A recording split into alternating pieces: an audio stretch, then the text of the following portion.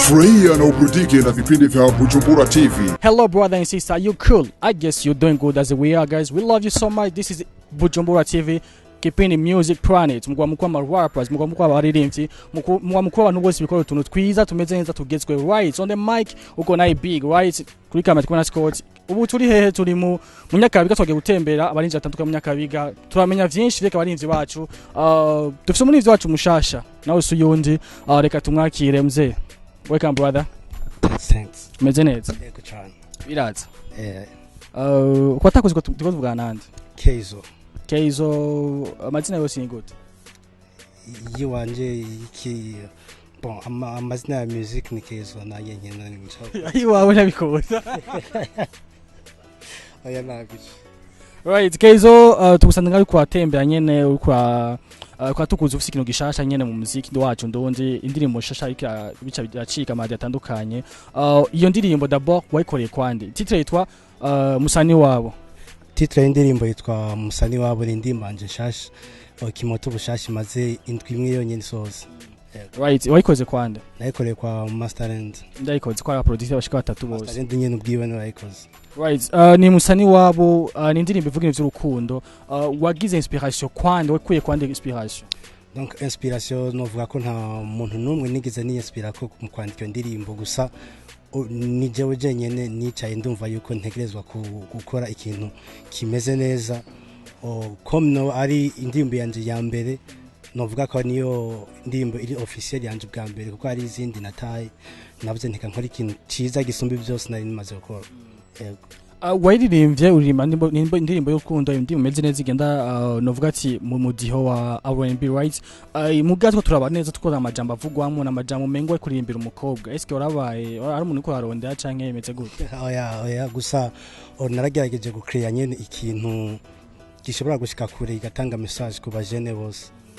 Tuweke mu ntango y'ubuzima bwawe tukuzi uri umuririmbyi ugira rap mugabo naho tuje na R&B meze gute wahinduye mu style umugwi wari uririmbamwe warawuhevye bimeze gute? Gushika no munsi novuga yuko ubuzima bw'umugwi nahora ndirimbamwe busa nk'ubwahagaze kubera yuko umwese ari mu vyiwe nashimye kwikorana jenyene kubera yuko sinoryamika imana yanje. Abantu nivyo mwari kumwe bari banga batatu abandi bagiye hehe bo barahevye muziki canke barabandana?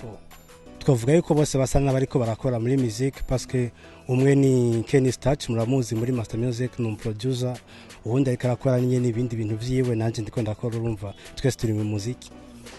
Okay, zo mazinya kinga gute mu muziki? Mu muziki navuga yuko bon muri career solo yanje maze indwi itwe gusa nyine maze muri career yanje isosi maze indwi. Yego.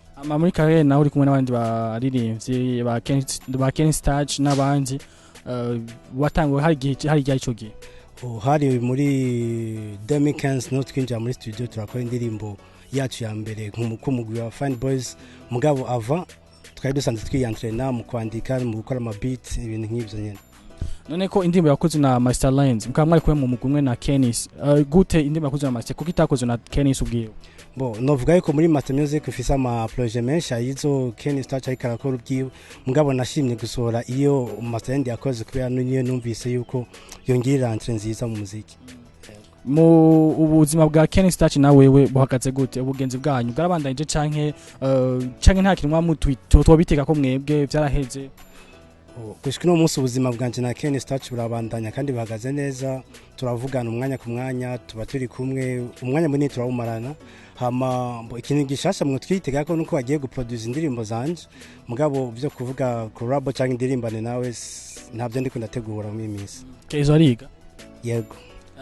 Atari bangiga makanga? Ni ico ni question nyene iri privé. Nam guys turakunda cyane nkuko mubizo ndamugira subscribe guys. We love you so much. Facebook, Instagram, Twitter hose ni Bujumbura TV. Kuri micro ni Jenyene Big. Ndikumana na Scott kuri camera right. Kashobora n'umurinzi wacu two twamenya vyinshi. Ushaka kumenya vyinshi banda natwe mutwikana mu ntango maka mu make gane right. Tugarutsa aho nyene COLLABO bimeze gute nubwo kwagira career solo yiwawe nta COLLABO uri kwategwa mino misi cyane? Nta COLLABO nimwe ndiko nategura ubu gusa icyo nshaka nuko mbanza nkipushinga jejenye nkimenyekanisha nkakora ibikorwa vyiza bimeze neza bakamenya ama COLLABO after. Indimba wasohoye ubunye ubona iki yaronka agaciro wari witeze ko cyangwa uboneka gufasha iki muri game? Ngerageje kuraba indirimbo nakoze novuga yuko irafata iratanga ifata kubera ndamaze kuronga ama feedback menshi bambwira bagira ama commentaire kuri channel yanje ya YouTube bamvuga ko indirimbo imeze abandi bakanyandikira amaze guca amaradio atandukanye ngira ama emission ndumva abantu ndumva abafana banje ukuntu bayakiriye ndabona kiri kirinjira mu bantu neza cyane. Ikibazo cyaho nye cyo kuyo ndirimbo ifite titre yitwa musani wabo. Iyo titre ikumengo irameze ukuntu irameze nk'igoye ukuntu cyo cyo ndumwe kiragoye wasatse uvuga iki musani wabo? Musani wabo novuga ni Kirundi kandi ni izina ry'Ikirundi. Donc mvuze musani wabo uca wumva ko ari izina ry'umukobwa kandi ushobora wewe nyene kumubona uko ateye biciye kuri titre y'indirimbo ku izina ryo nyene. Donc n'umukobwa w'umurundi kazi umukobwa afise imico ndundi niwe bita musani wabo uyu bita umurondo mu majambo make. Yego umurondo mugabo ufite nta muririmbira ariko ukuntu bisigwe ndubumengo ari akantu katameze neza. Akantu katameze neza ntako nigeze afise umukunzi. Yego cyane wayiririmba oya yayumvise iyo ndirimbo? Yarayumvise novuga ko yayumvise mu bambere. Acavuga gute? Yarambwiye nyene felicitation nyene byuko KAYZO ikibazo mfise kandi ni ikibazo cyo gukora we muri Master Music. Ni Master Talent afasha mu mugongo arinje atandukanye nawe uri mu bamwe afasha mu mugongo canke wowe tasanzwe wihamaye ugiye gusora indirimbo muri Master Music? Novuga ko muri Master Music baramfashe mu mugongo harimo ibyo bamfasha n'ibindi je nifasha mugabo kuri umwanya baramfashe mu mugongo. Ukuvuga yuko wewe ufise manager wa Master Talent? Oya si manager wanje kandi na manager mfise gusa baramfasha tu. Ugufasha gute gusora indirimbo ku buntu cyangwa utangama make cyangwa kugira bagufasha gute? Oya ibyo ntago no bivuga mugabo umuronde wenyene Master Talent yashobora kubwira ukuntu amfasha mugabo aramfasha. Uvuze tubona manager ufise ubona we habuze kuvuga kugira ngo nturonke manager canke ubona ho kugira ngo manager bashobora gukoresha baririmbyi bashobora abaninje gushaka kuraba manager? Icokorwa nuko ama company cyangwa abandi bantu bose bumva ko bafise uburyo bashobora gusupporting umuziki ndundi bashobora kwizera twebwe ugwaruka rushasha abarimbyi bashasha kwa dufise inguvu kandi dukeneye gukora duhindure by'abakuru bacu batakoze. Wowe utiro sasa je bimaze bigenda ukonje ndamu manager ariko ikizo cyane naho nyene abadirire sanze baje mu management atandukanye amaze imisi bagira ibibazo bitandukanye besha bwati nta manager tugishaka ubunye wowe mwose manager haza bwati je shaka kugufasha mwo kwemera ko mufashanya canke navuga utanjega amazina yo bakibwana cyo ku manager?